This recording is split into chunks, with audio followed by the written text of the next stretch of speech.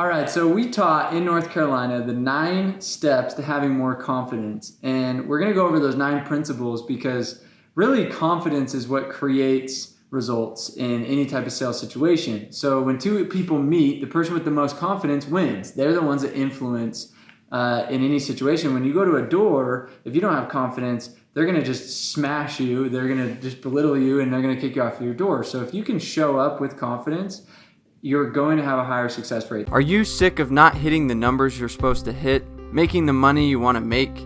Door to Door is a professional collaboration to up-level and bring honor and dignity to direct sales. So we're going to go over 9 simple steps or principles that are going to increase your confidence. And number 1 is celebrate the wins, meaning find the little things you can celebrate, meaning if I got 30 minutes into a deal where normally I was averaging 10 minutes a deal and I got 30 minutes in, I didn't close it, but maybe that's a win I can celebrate. Or another victory would be like, I worked the full day, I worked all the hours and I didn't quit before normally I quit early, I didn't quit early. It's find the little things you can celebrate and like actually celebrate them. Be like, hey, I'm gonna treat myself to dinner tonight, or I'm gonna do something that is meaningful, because that's going to continue to develop confidence and we call it a winning streak. Yeah, we just overlook those little wins all the time, and those are opportunities to help boost your confidence.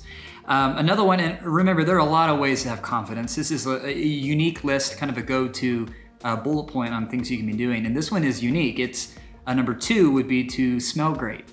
You need to smell good, and it's something that not only do you have an effect on those around you, a positive effect that will, hopefully disposition them to just warm up to you and be receptive, but it has so much more to do with how you perceive yourself. When you know that you smell good and you have, it's a constant reminder that, hey, I smell good, I feel good, I probably look good. That does a lot for your psychology and for your confidence. It's a small thing a lot of people overlook, and some people don't smell bad, but there's a lot of power in science. There's studies behind if you smell good, what that can actually do to you psychologically. Love that. To how many hours you spend watching TV is directly related to your self-worth that you would report. Really? So yes, so they do this study and they say the more hours it goes up, your self-worth goes down. Directly linked. It's a direct link. And so there are also a lot of studies that talk about, this is number 3, watch less TV. Studies about how the more TV that you watch, the more hours you spend doing it, your self-worth and your confidence literally drops. They're directly related. And what's really interesting about this point is that it doesn't matter the content. So you would think, well, if someone's watching, 2 hours of, Keeping Up with the Kardashians, which is just trash reality TV, no content, no substance, and I'm watching a documentary that's intriguing, that's engaging in my mind, it doesn't matter. It does not matter the content. And so the more time you spend doing that, your confidence and your self-worth actually go down because of micro comparisons you're making the whole time and your decreased energy output, things like that. So the next one is play music. And music is something that creates an emotion, but it also instills confidence. Yeah, absolutely. You got to have that pump up song. It's an external factor to get your blood flowing and to get you grooving. And so if you're not leveraging music in your day to day, then you're not operating at 100%. The one, number 5, is to exercise daily.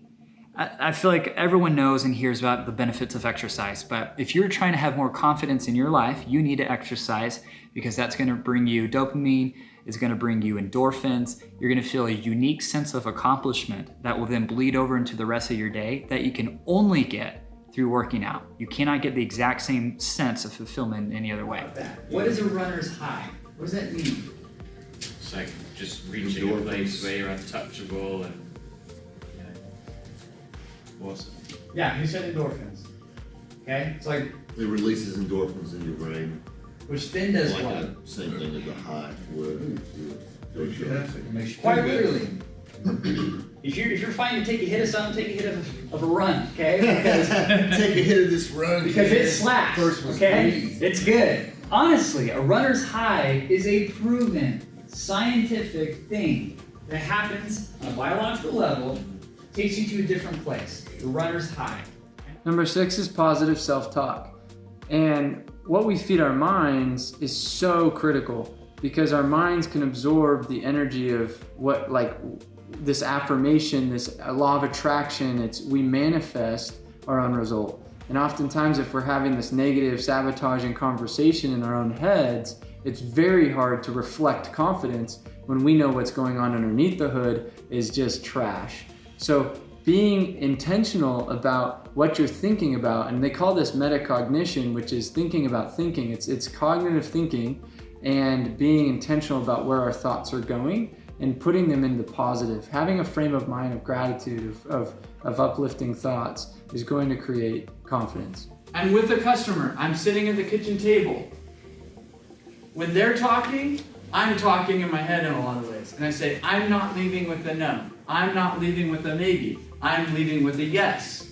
I'm leaving with a yes. What do you think that does? It changes the molecular structure of the water. It changes what's going on with my whole molecule. This whole human molecule that I am. Number 7, learn something new. It is directly related. If the people who are staying in their circle of what is familiar to them, the people who don't take risks, the people who don't try anything new, always have a dramatically lower self-esteem. That's true every single time. So the people who get out and risk it for the biscuit, they're willing to try new experiences and do something that they probably think they're not going to be very good at, those people always will end up having more overall confidence, even though they're exposing themselves to more risk and failure, which is kind of an interesting concept. The next one is be helpful. When we serve, we actually get a trifecta effect of endorphins, which is serotonin, oxytocin, and dopamine. So very few things that we can do in life will actually give us this trifecta effect.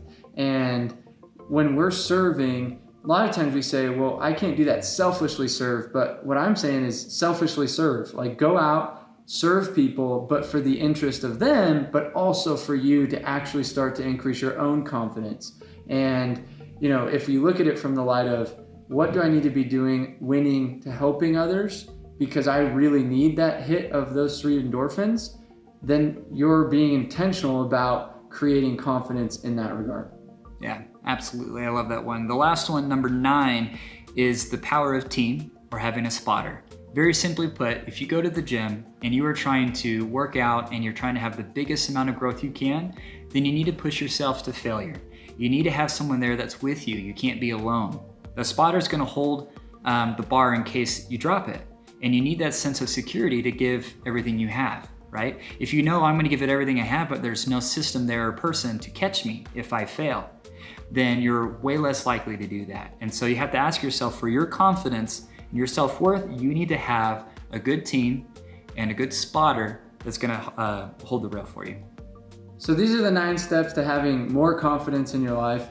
We're here to be your spotter. We're here to be your team. We're here to coach, consult, work with you. So we have tons of free content out there. We also have events like D2D-Con and the masterminds that we do. We'd love to help you out. Hit subscribe today. Share this if you got some value, and we'll see you on the next video. If you like what you saw, there's plenty of more where that came from. Join the tribe and hit the button below. Subscribe today.